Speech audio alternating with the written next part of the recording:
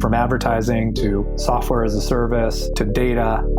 Across all of our programs and clients, we've seen a 55 to 65% open rate. Getting brands authentically integrated into content performs better than TV advertising. Typical lifespan of an article is about 24 to 36 hours. If we're reaching out to the right person with the right message and a clear call to action, then it's just a matter of timing. Welcome to the MarTech Podcast, a Ben J. Schaap LLC production. In this podcast, you'll hear the stories of world-class marketers that use technology to drive business results and achieve career success. We'll unearth the real-world experiences of some of the brightest minds in the marketing and technology space so you can learn the tools, tips, and tricks they've learned along the way. Now here's the host of the MarTech Podcast, Benjamin Shapiro. Welcome back to the MarTech Podcast. It's just you and me today, marketers. And for those of you who are new to the MarTech Podcast community, in this episode, like we do at the end of every month, I tell you how we practice what we preach in the marketing of this show. Well, we've made it to the end of October. The weather is finally changing here in Northern California. It's Halloween today, and the MarTech Podcast is now about 7 months old. And as it turns out, this has been a very important month for this project.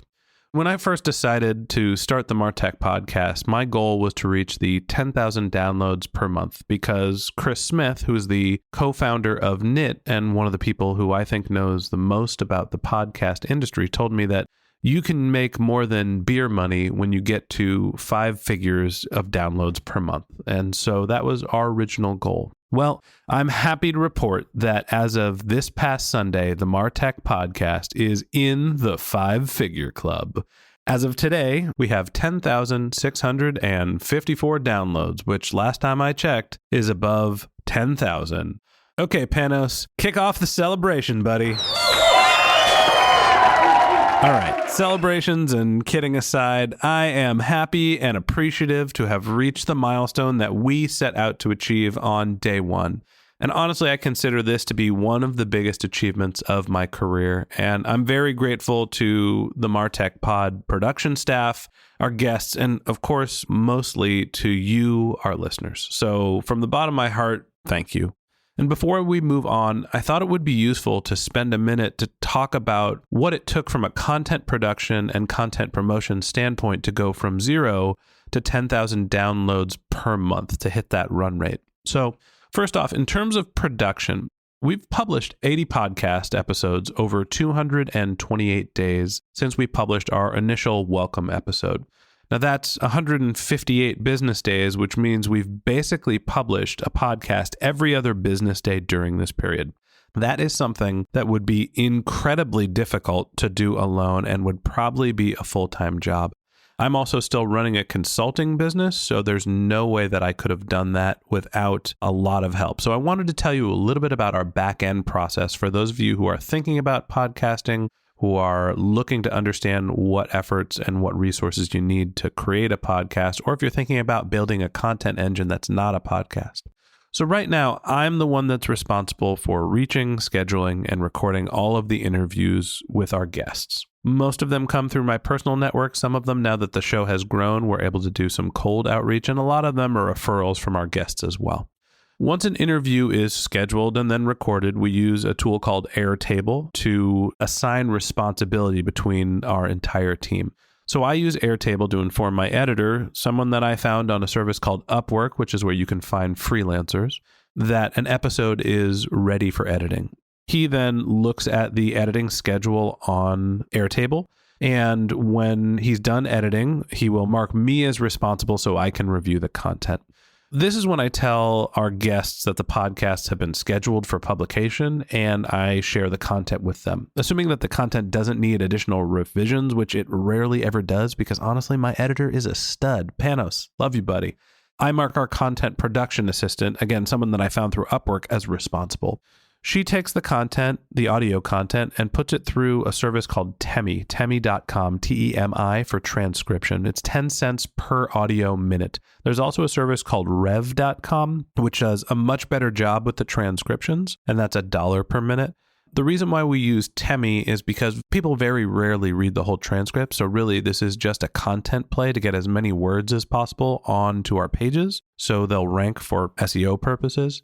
So Temi is good enough for SEO. Even though it's not a great read, you could still get the gist of what's happening. So once our content goes through Temi, we use that transcript to then create a content summary, which is published on our website.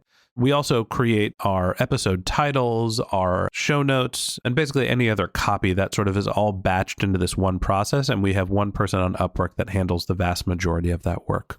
Once our written content is ready, then it is handed off to our publishing coordinator who builds out our landing page. So somebody that's a little bit more technical. And she also takes the audio content and schedules it to be launched. She builds out the web page. And once she says it's ready to be live, that's when we tell our guests and we share our links, which they can then share on LinkedIn. And once the episode is published, I am the one responsible for checking the download stats every 3 to 5 seconds to make sure that everything is actually happening and you, our listeners, are still showing up.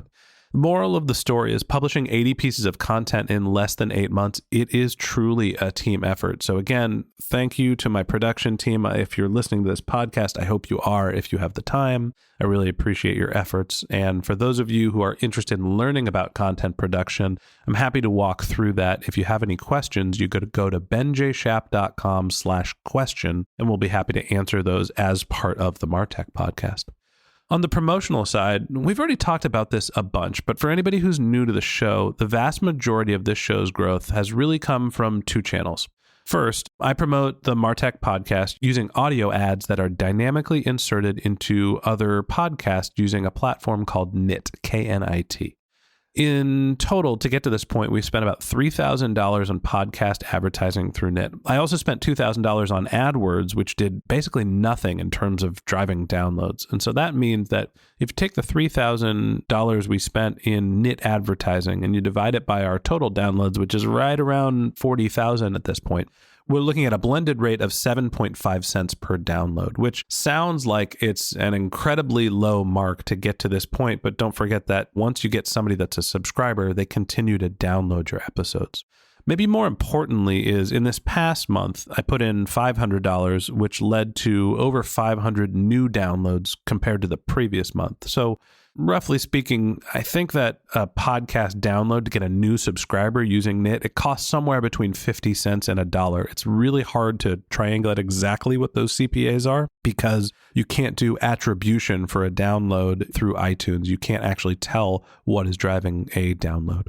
So there's no way on earth that this podcast would have scaled, in my opinion, without our podcast ad campaigns. And that's the biggest reason why I promote the KNIT platform so much. It's really worked for me. It's also helped my consulting clients. And without going too much into a sales pitch, I'm sure it will work for you if you're interested in testing podcast advertising. So I'm willing to spend my own time to help you set up your initial campaigns. I've actually been offering this for the last month. So if you want to test the KNIT platform, or if you just want more detail about what I've done, you can go to benjshap.com/knit, K-N-I-T, benjshap.com/knit, K-N-I-T. And I'll do all the heavy lifting to get your test campaigns up and off the ground. No minimum order sizes, no pressure. You don't want to buy anything. It's cool. I don't care. I'm happy to just tell you how the platform works. Okay, enough about KNIT. I don't want to give you too much of a sales pitch. I estimate that they've driven roughly 3,000 to 5,000 downloads per month for the $3,000 budget. But let's not beat a dead horse. Let's talk about where the other 5,000 to 7,000 downloads came from. The short answer is that's all organic growth. And let me let you in on a little marketing secret. When a marketer says that something is organic growth, what they really mean is they're not sure where it came from, but they want credit for it. So here's what I think is actually driving what I'm calling organic growth. I think that there's 3 different primary channels. One is the people searching for MarTech in the podcast app store. The podcast industry in general is growing a ton. The MarTech industry is becoming more and more of a regularly searched term, and we are the top spot both on Google and Apple's iTunes for podcasts when you search the term MarTech. So it's impossible for me to quantify how many of the listeners came from just searching through the podcast app store. But anecdotally, people have told me that that's how they've found the show. There's also the idea that there's social shares. We have a lot of guests on the show. They're people that are well respected in their industry. We create landing pages for them. We try to highlight them and build content that puts them in the best possible light while also sharing the truth about marketing. And so they've been very generous in sharing our content with their followings, and a lot of that is on LinkedIn. That's the primary driver of downloads from what I can tell. I see more activity on LinkedIn related to the podcast than I do on Twitter and on Facebook. We've had some blog posts, which are also great to see and good for SEO, but I think that LinkedIn is the primary driver of downloads. It's also professional content, so that's where people are really posting about what they're doing at work. And the third channel is just plain old word of mouth.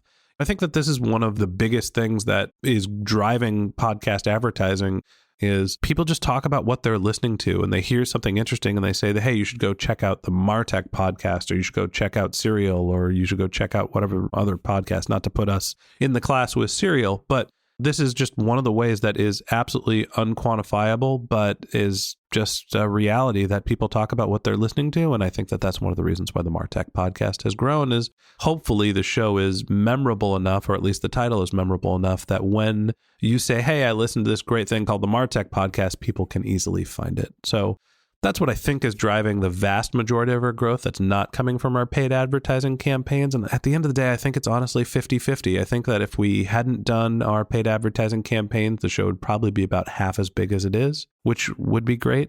Fortunately, we had a little budget because of some of my consulting clients and our initial sponsor, Search Metrics, to be able to promote the show, and it's really taken off from there. So that said, now that we've reached the summit, time to set our sights on the next goal. So here are areas of focus as I start to think about moving forward. First off, I want to continue to grow our audience. And the next goal that occurs to me is not just to hit 10,000 downloads per month. I want that to grow an order of magnitude or 2 or 3 or 4. I think that there's an opportunity for this show to get into the hundreds of thousands, if not multiple hundreds of thousands of listeners over time and with consistent investment in it. So what I'm going to say that our next goal is to start reaching 100,000 downloads per month, which is going to be months from now, if not a year, right? It took us 8 months to get to this point. I'm not saying that it'll take us 80 months to get to 10x what we're doing, but I do think that it'll be a while before we get to 100,000. So maybe that's a 2019 goal. Let's get to 100,000 downloads per month. And I just like having my eyes set on a large number in the future so we can consistently have something to work for. Maybe more importantly, now that the show has an audience of meaningful size, we've always appreciated our listeners. We always try to produce content that is useful and engaging. And some of the metrics that we've seen through iTunes podcast analytics are that 91% of our listeners are subscribers, that you listen to an average of like 80% of each episode. That is great engagement, but I want to take it a step further. I want to actually engage with you, our listeners, on a deeper level. I'd love to help answer your marketing questions. I'd love for our listeners to be more engaged in asking questions to our guests. And I want you to engage with the content and really be able to put what you're learning from this show into practice. So a tool that we've already built, we've built benjshap.com/question, which I mentioned earlier. You can submit a audio question. So basically you just go onto that page, you press a button, you ask your question, it gets sent to my inbox. I'll listen to the question. I'll either answer it myself or find an expert to answer it for you. And when appropriate, we'll publish some of that content, your question and our experts' answers on the show. We'll actually have maybe a Friday mailbag coming up sometime in the near future if people start asking questions regularly. The other thing that we're doing is we're building a newsletter that's going to create a mechanism for you to get access to all of the show notes so you can start putting into play what you've learned without actually having to go onto our website. We're happy to send the content to you. So as soon as we have that up and ready, we'll tell you all about it, and we'd love to have you part of our newsletter. We promise not to spam you. We're just going to be sending our show content and any other notices that we think are extremely relevant. And the third thing that's our area of focus for the next phase of the podcast is really focusing on monetization. We're to the point now where I think that we can attract some advertisers. You, our listeners, are marketers, professionals. I think that we've seen the people that have engaged with this show are truly in the target area of mid to executive level marketers who are looking for ways to stay engaged with our content. There's also some younger marketers mixed into the crowd. So I think that that is a audience that advertisers would pay a premium to, and we want to make sure that whoever advertises on this show is relevant to you and providing value. So my thought with that is we're going to reach out to a bunch of different SaaS tools and MarTech technologies and maybe even some conferences and try to build some relationships there and be a promotional vehicle for things that would be interesting to you, our listeners. So at the end of the day, lots to strive for, lots to think about, lots of work yet to do. I feel like we are at the end of phase 1 of the MarTech podcast, and we're 7 months in. This is a project that I am very excited to continue to do. And I just want to say thank you. I really appreciate everyone spending so much time listening to this podcast, engaging with us, giving us suggestions. I would love to continue getting to know you, and hopefully you'll use that benjshap.com/question to reach out sometime.